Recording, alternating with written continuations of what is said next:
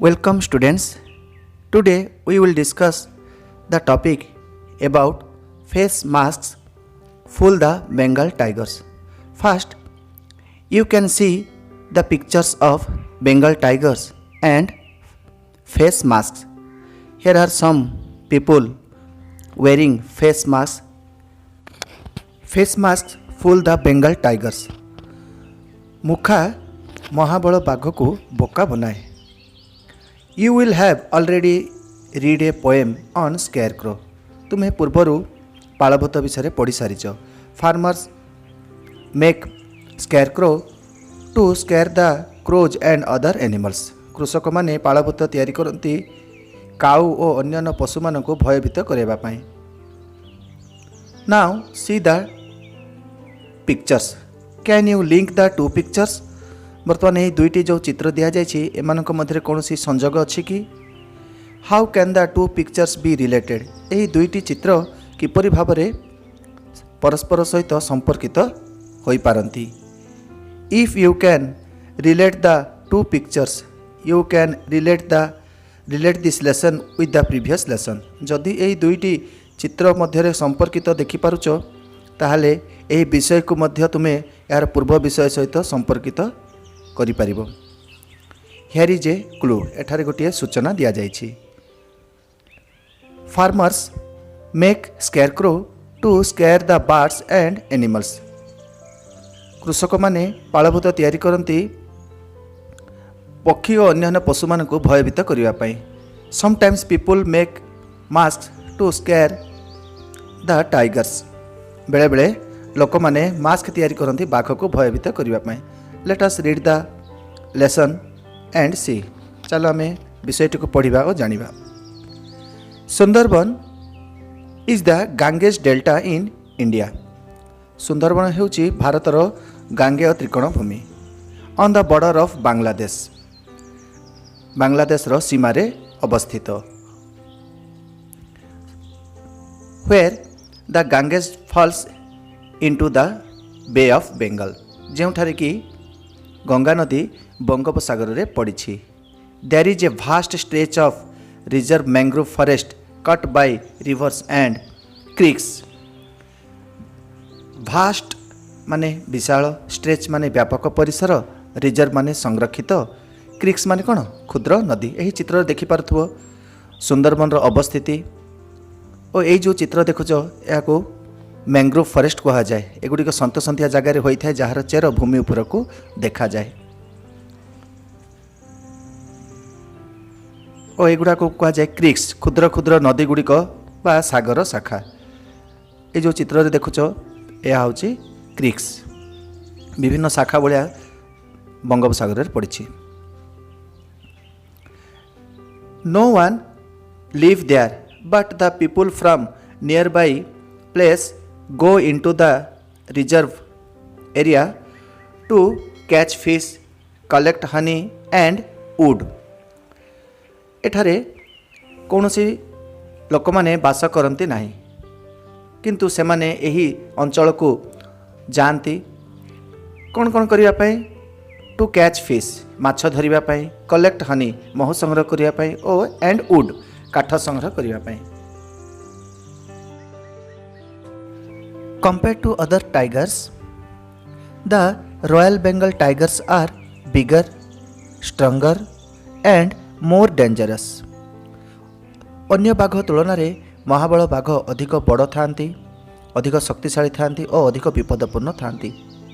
While other tigers normally do not attack people, these tigers do. ଅନ୍ୟ ବାଘମାନେ ଲୋକଙ୍କୁ ଆକ୍ରମଣ କରନ୍ତି ନାହିଁ. ଏଠାରେ ଆଟାକ୍ ମାନେ କ'ଣ? ଆକ୍ରମଣ କରିବା. କିନ୍ତୁ ଏହି ବାଘ କରନ୍ତି. They even swim in rivers and climb up boats to attack fishermen. ଏପରିକି ସେମାନେ ନଦୀରେ ପହଁରି ପାରନ୍ତି, ଡଙ୍ଗା ଉପରେ ଚଢ଼ି ପାରନ୍ତି କେଉଟମାନଙ୍କୁ ଆକ୍ରମଣ କରିବା ପାଇଁ. Thus, the problem is how to save such people from these attacking Royal Bengal tigers. ତେଣୁ ଏଠାରେ ସମସ୍ୟା ହେଉଛି ଯେ କିପରି ଏହି ଆକ୍ରମଣକାରୀ ମହାବଳ ବାଘଙ୍କ ଠାରୁ ଲୋକମାନଙ୍କୁ ରକ୍ଷା କରାଯାଇପାରେ.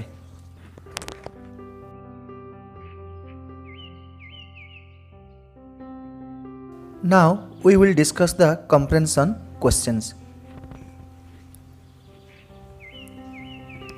Look at the first questions. SGP 1. What is the first paragraph about? Where is the main idea of this paragraph? At the beginning, middle or at the end? एठारे प्रश्न होइछि ए जो अनुच्छेदटी केउ विषय दिया जाइछि, यार मुख्य आइडियाटी केउ अनुच्छेदर आमे पाऊ? एट द बिगिनिंग आरंभरू, मिडिल मझिरू, एट द एंड ना शेषरू. तो लुक एट द आंसर.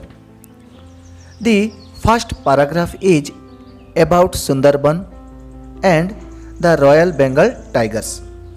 प्रथम अनुच्छेदटी हेउछि सुंदरबन और रॉयल बेंगल टाइगर विषय रे.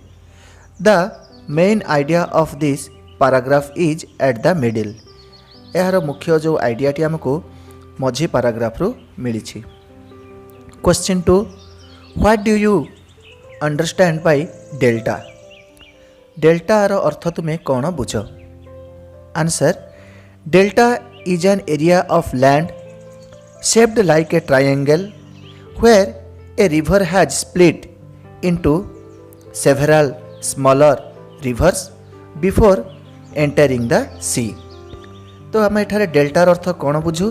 यह एक त्रिभुजाकार त्रिकोण भूमि अटे जोठारे कि नदी विभिन्न शाखा नदी रे विभक्त होई समुद्र रे पड़ी थाए. बुझिपारल? Question 3. Where is Sundarban? Can you locate it in the map of India? प्रश्न है सुंदरबन केउठारे अछि? तुमे याको भारत मानचित्र रे देखै परिबो कि? Sundarban is on the border of Bangladesh where the Ganges falls in the Bay of Bengal. Yes, we can locate it in the map of India. Sundarban हेउछि बांग्लादेश रे अछि जोठारे कि गंगा नदी बंगोपसागर रे पड़ी. हाँ, आमे सुंदरबन को भारत मानचित्र रे देखै पारिबो. Question number 5. It is in the border of dash. Answer is it is in the border of Bangladesh. या बांग्लादेश रो सीमा रे अवस्थित. चित्र रे देखो एटार बांग्लादेश और ता सीमा रे अछि. Now see the question 6. What do you mean by a mangrove forest? Mangrove forest माने तुम्हें कौन बुझ?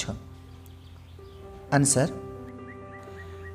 ए mangrove forest means a forest full of mangrove trees, a tropical trees that grows at the edge of rivers and has roots that are above ground. Mangrove forest माने जो जंगल mangrove trees द्वारा भर्ती होता है और यह साधारणतः नदी कूल मानकरे बढ़ती और एमानक चेरगुड़िक भूमि उपर को बाहरी थाए. Question 7. What do you mean by reserve forest? संरक्षित अरण्य माने तुम्हें कौन बुझ? Answer. By reserve forest we mean a forest which is constitutionally protected by the government. आमे संरक्षित अरण्य माने यह बुझु जे जहाँ सांविधानिक भाव में सरकार द्वारा संरक्षित होता है. तेणु यही मैंग्रोव फॉरेस्ट मध्य सरकार द्वारा सांविधानिक भाव में संरक्षित अरण्य अटे. Now see question 8. Can you name the branch of the Ganges which flows inside Bangladesh?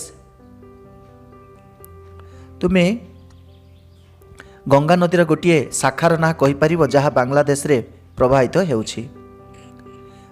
The Padma is the branch of the Ganges which flows inside Bangladesh. Padma हेउछि गंगा नदीर गोटे शाखा नदी जहाँ बांग्लादेश रे प्रवाहित हेउछि. बुझिपारलो? Now see question 9. Why do people of nearby areas go to mangrove forest? Answer is, the people of nearby areas go to mangrove forest to catch fish and to collect honey and wood. तो निकट अंचल थिबा लोक माने एई mangrove forest को जाती माछ धरिबा पई, महू संग्रह करिबा पई ओ काठ संग्रह करिबा पई। बुझि पारलो? Now see the question 10. What do you understand by wild honey? Is there any non-wild kind of honey? Answer is, wild honey is the honey growing in natural condition and having natural qualities, non-grown or produced by humans. Wild honey माने जो महू प्राकृतिक अवस्था तैयारी होइथाय बा प्रस्तुत होइथाय ओ एथिरे प्राकृतिक गुण रही थाए आउ एही महू मनुष्य द्वारा प्रस्तुत करा जाय न थाए। There is no non wild kind of honey ना एपरी कोनोसी महू नाई जहा मनुष्य तैयारी करि पारिछि। बुझि पारले यार अर्थ? Question 11. Why is it a problem to have a reserve forest for tigers? यह कहीं आम मानक एक समस्या अटे गोटे संरक्षित अरण्य बाघ मानक होइथिले? आंसर देख, it is a problem to have a reserve forest for the tigers because we cannot kill them even though we are attacked by them.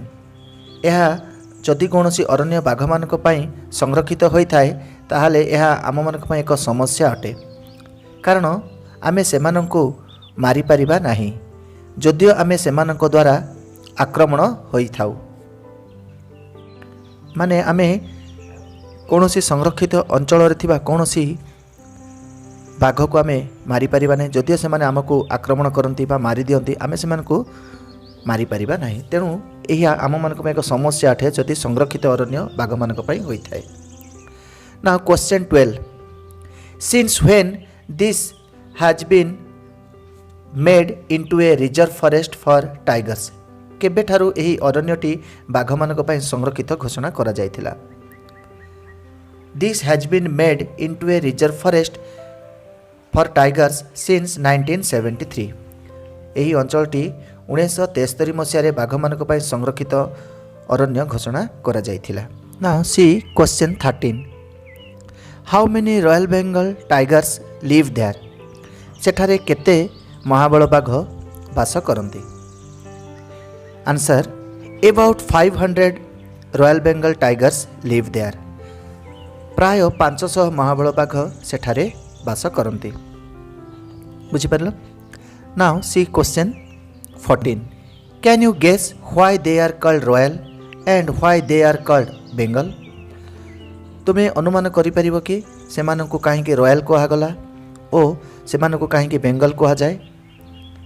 Answer, they are called royal because they are bigger stronger and more dangerous than other tigers. सेमानंकु royal कहा जाए कारण सेमाने बड़ थांती, अधिक शक्तिशाली थांती और अधिक विपदपूर्ण थांती अन्य बाघ तुलन में. As they are in west Bengal they are called Bengal. सेमाने जेहेतु पश्चिम बंग थांती तेणु सेमानंकु बेंगल कहा जाए. Now question 15. What is the second paragraph about? Where does lie the main idea of the paragraph? At the beginning, in the middle और at the end of it? द्वितीय अनुच्छेदटी केउं विषय रे अछि ओ एही अनुच्छेद रे केउं विषय रे धारणा दिया जायछि ओ एही धारणाटी आमे प्रथम रे ना मझिरे ना शेष रे जानि पारु? Answer is the second paragraph is about the royal Bengal tigers and their attacking nature. तो द्वितीय अनुच्छेदटी आमको महाबल बाघ विषय रे सूचना दिया जायछि ओ सेमानंकर आक्रमण प्रकृति विषय रे कहा जायछि. The main idea of this paragraph lies at the end. एहार मुख्य धारणाटी आमर शेष रे दिया जाइछि। Question number 16, what are the 3 qualities of royal Bengal tigers? महाबल बाघ मानकर 3टी गुण गुड़िक कौन?